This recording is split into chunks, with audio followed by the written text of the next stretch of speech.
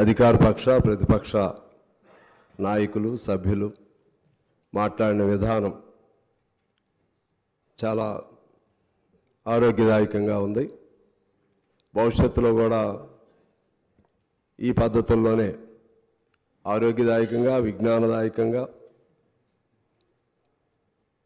నిర్మాణ పద్ధతుల్లో మాట్లాడారు. ఇలాగే ఉండాలని కోరుకుంటా ఉన్నాను. ఇంతకు మించి వ్యక్తిగత దోషణలు భాషణలు వాటి జోలికి వెళుతూ పవిత్రమైనటువంటి సభను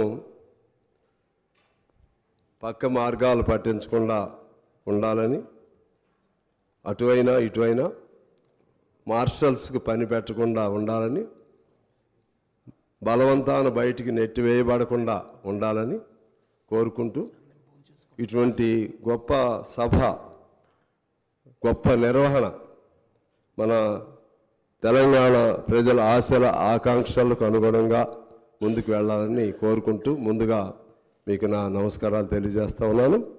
అలాగే కొత్తగా ప్రభుత్వంలోకి వచ్చినటువంటి కాంగ్రెస్ పార్టీకు ముఖ్యమంత్రి రేవంత్ రెడ్డి గారికి వారి మంత్రివర్గ సహచరులకు నేను మనస్ఫూర్తిగా అభినందనలు తెలియజేస్తా ఉన్నాను.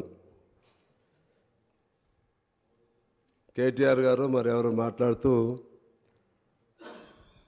మీరు 65 మంది మేము మిగిలిన 54 ఏదో చెప్పారు. అంటే నన్ను కూడా అటు కలిపేశారు.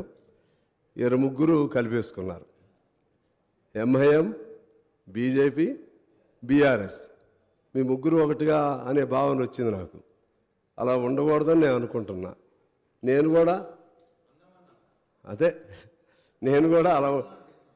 అలా ఉండకూడదని నేను అనుకుంటున్నా. నేను కమ్యూనిస్ట్ పార్టీ అఫ్కోర్స్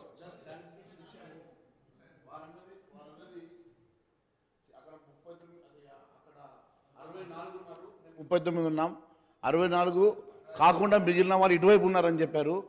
ఎప్పుడు కూడా భారతీయ జనతా పార్టీ ఏ ఒక్కరితోటి కూడా కలిసి పనిచేసే సమస్య లేదు. మేము కన్స్ట్రక్టివ్ అపోజిషన్గా పార్టీ సిద్ధాంతాలు అనుగుణంగా పనిచేస్తాం. ఖచ్చితంగా ఈ ప్రభుత్వం తీసుకునేటువంటి మంచి సంక్షేమ కార్యక్రమాలకు మద్దతు ఇస్తాం. ప్రజా వ్యతిరేక కార్యక్రమాలకు మేము ఎప్పటికప్పుడు ఎండగడతామని తెలియజేస్తున్నాం. సార్, సిద్ధాంతాలు ఏవైనా కలిసి ఉండటం మంచిది. అందరం కలిసి నిర్మాణపరంగా చర్చించుకోవడం మంచిది. అలాగే